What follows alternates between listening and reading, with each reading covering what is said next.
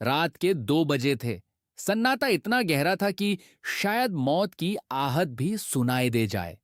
समीर अपनी कर से सुनसान सड़क पर गुजार रहा था जब अचानक उसकी गाड़ी का इंजन दुम तोड़ गया। सामने ही शमशन घाट का भारी भरकम लोहे का दरवाजा था। वो अधूरी पुकार समीर ने कर से उतार कर चारों तरफ देखा। कोहरे ने पेड़ों को सेफ्ड कफन पहना दिया था।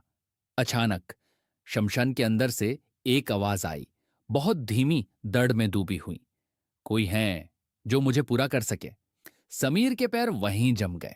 वो डरना चाहता था, लेकिन उस पुकार में एक अजीब सा कशिश, अट्रैक्शन था। उसने मोबाइल की फ्लैशलाइट ऑन की और कदम अंदर की तरफ बढ़ा दिए। मंजरे देशत अंदर का नजारा रूह कंपा देने वाला था। अधजाली लकड़ियों से हल्का धुआं अब भी उठ रहा था।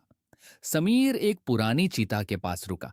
वहां कोई नहीं था, लेकिन हवा में जलने की बू और चमेली के फूलों की महक एक साथ घुली हुई थी। पहली निशानी, जमीन पर एक पुराना पैल पड़ा था, लेकिन सिर्फ एक। दूसरी निशानी, एक मिट्टी का दिया जो बिना तेल के नीली लाओ ब्लू फ्लेम के साथ जल रहा था। तीसरी निशानी, एक बिखरी हुई चिट्ठी जिस पर खून से लिखा था, अभी नहीं। सस्पेंस का मोड़ अचानक वही आवाज दोबारा गुंजी, इस बार समीर के कान के बिल्कुल करीब। तुमने पुकार सुन ली, समीर। समीर पल था, पर वहां कोई नहीं था। यूजे एहसास हुआ कि उसने अपना नाम तो कभी किसी को बताया ही नहीं था। उसने भागने की कोशिश की, लेकिन उसके पांव जमीन में धंसने लगे। उसने नीचे देखा, मिट्टी से दर्जनों सेफ हथ निकालकर उसके जूते पकड़ रहे थे।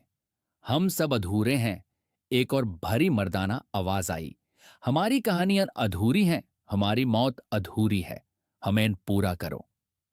एक खौफनाक सच, समीर ने घबरा कर अपनी जेब से फोन निकालना चाहा, लेकिन उसके हाथ में एक पुरानी तस्वीर आई। तस्वीर में वही शमशन था, वही चीता, और चिता पर लेटी हुई लाश का चेहरा खुद समीर का था। उसकी सांस अटक गई। उसे याद आया, 1 साल पहले इसी सड़क पर उसका एक्सीडेंट हुआ था।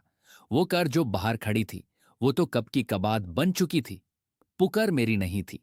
समीर की अपनी ही परछाई उसके सामने खड़ी होकर बोली, पुकार तुम्हारी थी, तुमने ही खुद को बुलाया है। शमशान के दरवाजे अपने आप बैंड हो गए। अगले पल वहां सिर्फ खामोशी थी। न समीर था, न उसकी कार, बस एक अधूरी पुकार थी जो अगले मुसाफिर का इंतजार कर रही थी।